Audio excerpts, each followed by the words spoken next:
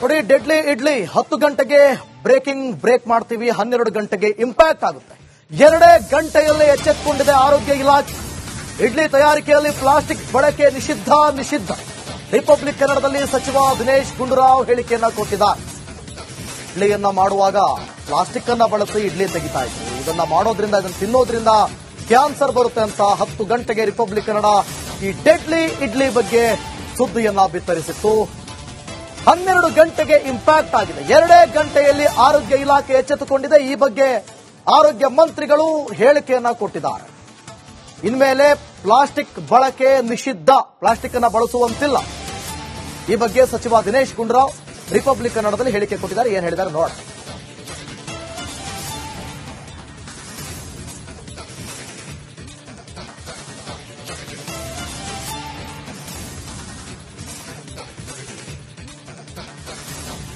ಈ ಬಗ್ಗೆ ಮತ್ತಷ್ಟು ಮಾಹಿತಿಯನ್ನು ಕೊಡ್ತಾರೆ ನಮ್ಮ ಪ್ರತಿನಿಧಿ ದೀಪ್ತಿ ತೋಳ್ಪಾಡಿ ಲೈವ್ನಲ್ಲಿ ಜಾಯ್ನ್ ಆಗ್ತಿದ್ದಾರೆ. ದೀಪ್ತಿ, ರಿಪಬ್ಲಿಕ್ ಕನ್ನಡದಲ್ಲಿ ನಿರಂತರವಾಗಿ ಇದರ ಬಗ್ಗೆ ಸುದ್ದಿಯನ್ನು ಬಿತ್ತರಿಸಿದಾಗ ಈಗ ಆರೋಗ್ಯ ಇಲಾಖೆ ಎಚ್ಚೆತ್ತುಕೊಂಡಿದೆ. ದಿನೇಶ್ ಗುಂಡೂರಾವ್ ಹೇಳಿದಾರಂತೆ, ಆದೇಶ ಕೊಟ್ಟಿದ್ದಾರಂತೆ. ಏನ್ ಹೇಳಿದ್ದಾರೆ ಮತ್ತಷ್ಟು ಮಾಹಿತಿ ಕೊಡೋದಾದ್ರೆ?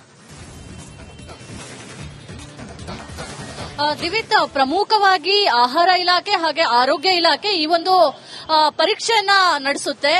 ಅಂದ್ರೆ ಬೇರೆ ಬೇರೆ ಭಾಗಗಳಲ್ಲಿ ಸುಮಾರು 500ಕ್ಕೂ ಹೆಚ್ಚು ಇಡ್ಲಿ ಸ್ಯಾಂಪಲ್ಗಳನ್ನ ಪಡೆದು ಅದನ್ನ ಪ್ರಯೋಗಾಲಯದಲ್ಲಿ ಟೆಸ್ಟ್ಗೆ ಒಳಪಡಿಸಿದಂತಹ ಸಂದರ್ಭದಲ್ಲಿ ಅದರಲ್ಲಿ ಕ್ಯಾನ್ಸರ್ ಕಾರಕ ಅಂಶ ಇರುವಂತದ್ದು ಬೆಳಕಿಗೆ ಬರುತ್ತೆ. ಕಾರ್ಸೋಜೆನಿಕ್ ಅನ್ನೋದು ಕ್ಯಾನ್ಸರ್ ಅನ್ನ ತರಿಸುವಂತಹ ಒಂದು ಅಂಶ ಆಗಿದೆ. ಇದೇ ಅಂಶ ಇಡ್ಲಿಯಲ್ಲಿ ಪತ್ತೆ ಆಗಿರುವಂತದ್ದು ಗೊತ್ತಾಗುತ್ತೆ. ಹೀಗಾಗಿ 54 ಇಡ್ಲಿಗಳು ಏನು ಸ್ಯಾಂಪಲ್ ಬಂದಿತ್ತು, ಇದು ಅನ್ಸೇಫ್ ಅಂತ ವರದಿಯನ್ನ ಕೊಟ್ಟಿರುವಂತಹ ಆಹಾರ ಇಲಾಖೆ ಆರೋಗ್ಯ ಇಲಾಖೆಗೆ ಮಾಹಿತಿಯನ್ನ ಕೊಟ್ಟಿದೆ. ಹೀಗಾಗಿ ಆರೋಗ್ಯ ಇಲಾಖೆ ಕೂಡ ಅಲರ್ಟ್ ಆಗಿ ಇದೀಗ ಬೀದಿ ಬದಿಗಳಲ್ಲಿ ಮಾರಾಟ ಆಗುವಂತಹ ಇಡ್ಲಿಗಳ ಸೇಫ್ಟಿ ಸ್ಟ್ಯಾಂಡರ್ಡ್ ಅನ್ನ ಹೆಚ್ಚಿಸಬೇಕು ಅಂತ ಹೇಳಿ ಅದರ ಒಂದು ಕೆಲಸಕ್ಕೂ ಕೂಡ ಮುಂದಾಗಿರುವಂತದ್ದು. ಅಂದ್ರೆ ಪ್ರಮುಖವಾಗಿ ಇಡ್ಲಿಯನ್ನ ಬಟ್ಟೆಯಲ್ಲಿ ಹಿಂದೆ ಎಲ್ಲ ಬಟ್ಟೆಯನ್ನ ಯೂಸ್ ಮಾಡಿ ಅದನ್ನ ಬೇಯಿಸ್ತಾ ಇದ್ರು. ಆದ್ರೆ ಈಗ ಬಟ್ಟೆ ಬದಲಾಗಿ ಪ್ಲಾಸ್ಟಿಕ್ ಕವರ್ ನಲ್ಲಿ ಇಡ್ಲಿಯನ್ನ ಬೇಯಿಸೋದ್ರಿಂದ ಆ ಪ್ಲಾಸ್ಟಿಕ್ ನಲ್ಲಿರುವಂತಹ ಕ್ಯಾನ್ಸರ್ ಕಾರಕ ಅಂಶ ಇಡ್ಲಿಯಲ್ಲಿ ಸೇರಿ ಇಡ್ಲಿಯನ್ನ ಸೇವಿಸುವಂತಹ ಜನರಿಗೆ ಕ್ಯಾನ್ಸರ್ ಬರುವಂತಹ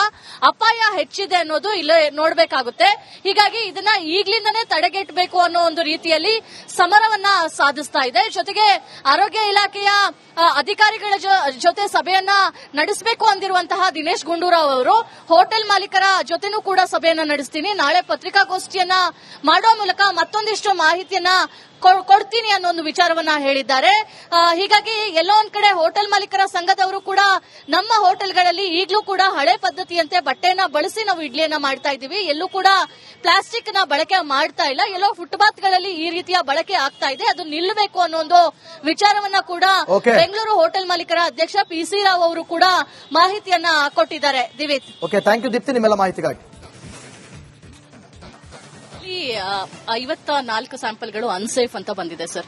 ಯಾವ ರೀತಿಯಾಗಿ ಮಾಡಿದ್ದು ಸರ್, ಯಾವಾಗ ಮಾಡಿದ್ದು, ಇನ್ನೂ ಮಾಡ್ತೀರಾ ಮುಂದಿನ ದಿನಗಳಲ್ಲಿ? ನಡೀತಾ ಇದೆ. ನಾಳೆಗೆ ಇನ್ನೂ ಪೂರ್ತಿ ಮಾಹಿತಿಗಳೆಲ್ಲ ಕೊಡ್ತೀನಿ. ನಾಳೆ ಪತ್ರಿಕಾಗೋಷ್ಠಿ ಕರೀತಾ ಇದ್ದೀನಿ. ಈ ವಿಚಾರ ಬೇರೆ ವಿಷಯಗಳು ಕೂಡ ಇತ್ತು, ಆದರೆ ಇದರ ಬಗ್ಗೆ ನಮ್ಮ ಗಮನಕ್ಕೆ ಬಂದಾಗ ಎಲ್ಲ ರಾಜ್ಯಾದ್ಯಂತ ಎಲ್ಲ ಪರಿಶೀಲನೆ ಮಾಡಕ್ಕೆ ಹೇಳಿದ್ದು.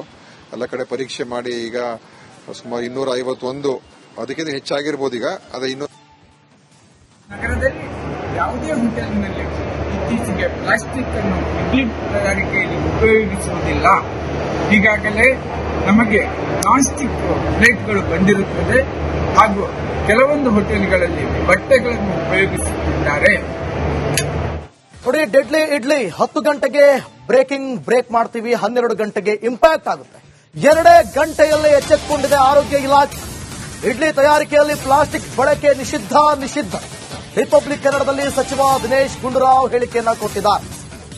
ಇಡ್ಲಿಯನ್ನ ಮಾಡುವಾಗ ಪ್ಲಾಸ್ಟಿಕ್ ಅನ್ನ ಬಳಸಿ ಇಡ್ಲಿ ತೆಗಿತಾ ಇದ್ರು. ಇದನ್ನ ಮಾಡೋದ್ರಿಂದ, ಇದನ್ನು ತಿನ್ನೋದ್ರಿಂದ ಕ್ಯಾನ್ಸರ್ ಬರುತ್ತೆ ಅಂತ 10 ಗಂಟೆಗೆ ರಿಪಬ್ಲಿಕ್ ಕನ್ನಡ ಈ ಡೆಡ್ಲಿ ಇಡ್ಲಿ ಬಗ್ಗೆ ಸುದ್ದಿಯನ್ನ ಬಿತ್ತರಿಸಿತ್ತು. 12 ಗಂಟೆಗೆ ಇಂಪ್ಯಾಕ್ಟ್ ಆಗಿದೆ. 2 ಗಂಟೆಯಲ್ಲಿ ಆರೋಗ್ಯ ಇಲಾಖೆ ಎಚ್ಚೆತ್ತುಕೊಂಡಿದೆ. ಈ ಬಗ್ಗೆ ಆರೋಗ್ಯ ಮಂತ್ರಿಗಳು ಹೇಳಿಕೆಯನ್ನ ಕೊಟ್ಟಿದ್ದಾರೆ. ಇನ್ಮೇಲೆ ಪ್ಲಾಸ್ಟಿಕ್ ಬಳಕೆ ನಿಷಿದ್ಧ, ಪ್ಲಾಸ್ಟಿಕ್ ಅನ್ನ ಬಳಸುವಂತಿಲ್ಲ. ಈ ಬಗ್ಗೆ ಸಚಿವ ದಿನೇಶ್ ಗುಂಡೂರಾವ್ ರಿಪಬ್ಲಿಕ್ ಕನ್ನಡದಲ್ಲಿ ಹೇಳಿಕೆ ಕೊಟ್ಟಿದ್ದಾರೆ. ಏನ್ ಹೇಳಿದ್ದಾರೆ ನೋಡ.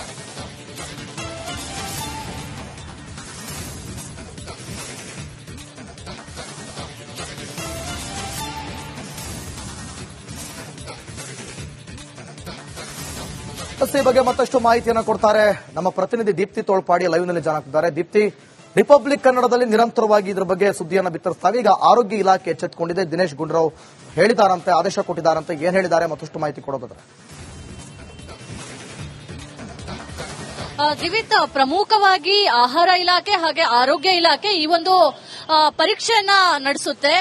ಅಂದ್ರೆ ಬೇರೆ ಬೇರೆ ಭಾಗಗಳಲ್ಲಿ ಸುಮಾರು 500ಕ್ಕೂ ಹೆಚ್ಚು ಇಡ್ಲಿ ಸ್ಯಾಂಪಲ್ಗಳನ್ನ ಪಡೆದು ಅದನ್ನ ಪ್ರಯೋಗಾಲಯದಲ್ಲಿ ಟೆಸ್ಟ್ಗೆ ಒಳಪಡಿಸಿದಂತಹ ಸಂದರ್ಭದಲ್ಲಿ ಅದರಲ್ಲಿ ಕ್ಯಾನ್ಸರ್ ಕಾರಕ ಅಂಶ ಇರುವಂತದ್ದು ಬೆಳಕಿಗೆ ಬರುತ್ತೆ. ಕಾರ್ಸೋಜೆನಿಕ್ ಅನ್ನೋದು ಕ್ಯಾನ್ಸರ್ ನ ತರಿಸುವಂತಹ ಒಂದು ಅಂಶ ಆಗಿದೆ. ಇದೇ ಅಂಶ ಇಡ್ಲಿಯಲ್ಲಿ ಪತ್ತೆ ಆಗಿರುವಂತದ್ದು ಗೊತ್ತಾಗುತ್ತೆ. ಹೀಗಾಗಿ 54 ಇಡ್ಲಿಗಳು ಏನು ಸ್ಯಾಂಪಲ್ ಬಂದಿತ್ತು, ಇದು ಅನ್ಸೇಫ್ ಅಂತ ವರದಿಯನ್ನ ಕೊಟ್ಟಿರುವಂತಹ ಆಹಾರ ಇಲಾಖೆ ಆರೋಗ್ಯ ಇಲಾಖೆಗೆ ಮಾಹಿತಿಯನ್ನ ಕೊಟ್ಟಿದೆ. ಹೀಗಾಗಿ ಆರೋಗ್ಯ ಇಲಾಖೆ ಕೂಡ ಅಲರ್ಟ್ ಆಗಿ ಇದೀಗ ಬೀದಿ ಬದಿಗಳಲ್ಲಿ ಮಾರಾಟ ಆಗುವಂತಹ ಇಡ್ಲಿಗಳ ಸೇಫ್ಟಿ ಸ್ಟ್ಯಾಂಡರ್ಡ್ ಅನ್ನ ಹೆಚ್ಚಿಸಬೇಕು ಅಂತ ಹೇಳಿ ಅದರ ಒಂದು ಕೆಲಸಕ್ಕೂ ಕೂಡ ಮುಂದಾಗಿರುವಂತದ್ದು. ಅಂದ್ರೆ ಪ್ರಮುಖವಾಗಿ ಇಡ್ಲಿಯನ್ನ ಬಟ್ಟೆಯಲ್ಲಿ ಹಿಂದೆ ಎಲ್ಲ ಬಟ್ಟೆಯನ್ನ ಯೂಸ್ ಮಾಡಿ ಅದನ್ನ ಬೇಯಿಸ್ತಾ ಇದ್ರು. ಆದ್ರೆ ಈಗ ಬಟ್ಟೆ ಬದಲಾಗಿ ಪ್ಲಾಸ್ಟಿಕ್ ಕವರ್ ನಲ್ಲಿ ಇಡ್ಲಿಯನ್ನ ಬೇಯಿಸೋದ್ರಿಂದ ಆ ಪ್ಲಾಸ್ಟಿಕ್ ನಲ್ಲಿರುವಂತಹ ಕ್ಯಾನ್ಸರ್ ಕಾರಕ ಅಂಶ ಇಡ್ಲಿಯಲ್ಲಿ ಸೇರಿ ಇಡ್ಲಿಯನ್ನ ಸೇವಿಸುವಂತಹ ಜನರಿಗೆ ಕ್ಯಾನ್ಸರ್ ಬರುವಂತಹ